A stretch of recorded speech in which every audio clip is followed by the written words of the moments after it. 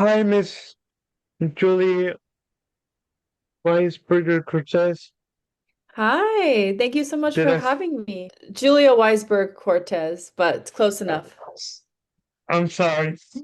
No, it's okay. Is your name, is it Solly? Is that how you say it? Yes, it's Solly Olivares, and I'm writing with the Hollywood Times right now. Very cool. It's really nice to meet with you. Thank you for having me. Nice, nice to meet you too. Are there any influences, like directors wise? Well, I mean, I think that people who watch my work, they often talk about Terrence Malick. He's definitely one of my favorite directors that has really influenced my visual style. Um, but aside from him, not really, you know. I kind of just like to I don't always have like a plan going into my films, you know, I like to let things go with the flow. So, in your words, what is this beautiful story about? Well, you know, on the surface, the film follows a struggling single father who's trying to provide for his young son. And as a means of income, he works as a bare-knuckle street fighter in New Orleans. That's the surface story. But really, what the film is about is, you know, it's a father-son story, and it's all about legacy, about what parents pass down to their children. Um, and I think, you know, I think in many ways, like it is a a tale of caution, but it really is a film that is meant to shine a light on the love shared between specifically fathers and sons, even when they are defined by things like toxic masculinity and you know, other factors in their environment that aren't always within their control. Yeah, can you define what toxic masculinity is to you? Yeah. Yeah, it's interesting because you know, when people watch Boyfighter, I've had a few different interviews where people talk about the toxic masculinity and that this is like a very much about manhood. And it's interesting because I never really approached it that way when I was writing the film and when I was directing the film. Um, so the fighting in the film is very representative of just human struggle. Basically whatever anyone is going through to just keep breathing and to survive. So I actually don't feel the film is super heavily themed around the idea of toxic masculinity, but I do think that our character is trapped by this idea that he needs to you know, be this beacon of strength and courage for his son. And that means not showing any kind of vulnerability, not showing any kind of what he would say is weakness, but I would say is just honesty. Um, and I think that that's kind of what he reckons with at the end of the film is how being closed off to his son in a vulnerable sense might have cost him um, you know, precious memories or moments. But it is also that very idea, the leaning into those vulnerable moments that he remembers, that's where the love lives, that, you know, that lives with his son is in those moments of vulnerability and affection. So Michael Mando is so good at showcasing emotions. Um, I know actors usually collaborate with. How much did he collaborate? I watched him in Breaking Bad. I mean, Better Call Saul, not Breaking Yeah. Bad. He was Yeah. so good. No, he's amazing. Yeah, he's definitely amazing. Um, You know, I think he was really great. I think that, you know, again, it's going back to that kind of idea of masculinity. When I first wrote the character, I was not at all really thinking about those types of themes.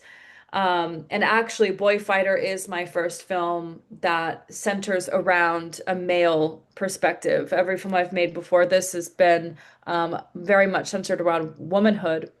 So when I set out to make Boyfighter, I actually wanted to kind of try to tell a male, you know, POV story from a more feminine, I guess you could say, lens. But what was really fascinating with Michael is, you know, inevitably, you know, he's like, there's you can't really separate, um, you know, what it is to be a man and a father from this character. So for him, it was really important to go into that masculinity and what it meant to be a father and to be a man and to be a an image for your son. So you know, we spent a lot of time discussing what those roles mean. You know, what does it mean to be a good father, to be a good man? And he really brought a very strong aspect to that part of the role, you know, the more, you know, masculine centered part of the role. And I would argue that on my end, I was challenging him to see himself as not just a father, but also as a mother because he is a single parent, and to lean into more vulnerable, and again, I don't want to be too stereotypical, but feminine tropes. And I think that that's why we were able to find a very nuanced uh performance and character. So sometimes parents do things sacrificing themselves for us. Can we talk about that? Yeah. Yeah, I mean I think that parents, you know, they want their kids to have what they didn't have growing up, or they want to give them more, right? And I think that Diego, who's the character in Boyfighter, is no different.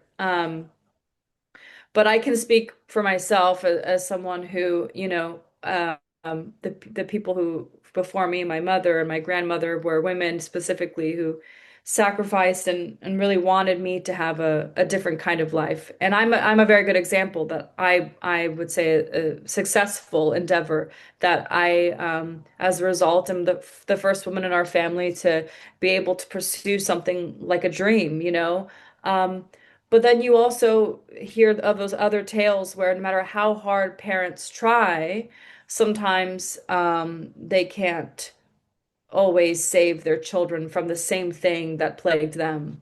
And that's very much what Boyfighter it kind of centers around. And it was meant to explore the passing of my brother. My brother passed away in 2023, and he Oh, I'm died sorry. from, thank you. Sorry Um, about that. Thank you. He died from the same thing that killed my grandfather and my uncle, so our uncle, our great grandfather, many of our cousins. And it was kind of this inherited legacy of shame and violence. And no matter how hard my mom or my grandmother tried to save my brother from walking the same path of the other men in our family, he fell to the same fate. So, you know, boy, you know, but you have to ask yourself, but what, okay, then what's the point, right? It can't just be all sad. So Boyfighter, yes, it does explore that theme of kind of tragic generational trauma, but it also does explore that within this tragedy, there is fierce love. And that love is what continues on even when our people pass. My brother's not with me physically, but the love I have for him keeps him close. So I think that Boyfighter, you know, is not afraid to explore the really tragic realities of generational trauma. But it's not afraid to do that because at the epicenter is love. So, yeah. So, a filmmaker question. What's more important, story or um cinematography? A story for sure. Yeah. Like you have to have a good story. If your story isn't I always say that like it doesn't matter. I mean again, I worked with my the cinematographer that did Boyfighter is also the cinematographer who did my other film, and you know obviously cinematography is you need it. You need it's part of what makes film what it is, but You could have the best cinematography in the world, but if you don't have a compelling story, whether it's no matter the genre, it's just not going to be a good movie. So I know that there's other filmmakers out there that would might argue otherwise and say, well, but if it's really pretty to look at and the story is kind of boring, it's fine because Or there are stories where it's too convoluted for it to make any sense, and but the cinematography's favor. it's true. I mean, Barry Lyndon for I think it's Barry is either Barry Lyndon or Barry London or one of those. I can't pronounce it. But it's obviously a visually stunning film, but it's a very long, drawn out, slow film that a lot of people would say it's not fun. I love it because it's visually a masterpiece, right? And I think the story is incredible as well. But there are some people that would argue that maybe it misses the mark on the story, but you watch it because it's such a masterpiece in terms of cinematography and obviously set design and things like that. But yeah. So where is it available on So to watch? the film will be available to watch in November, so next month on Hulu if you're in the United States. Otherwise, we're still submitting to more festivals, so hoping to take the film to other states and hopefully other countries to be able to bring the film to a larger audience beyond just the Hulu viewers. Okay, thank you for your time, Miss Julie. Yeah, Have of a good day. course. Thank you so much for your time. You have a good rest of your day. Bye. Bye.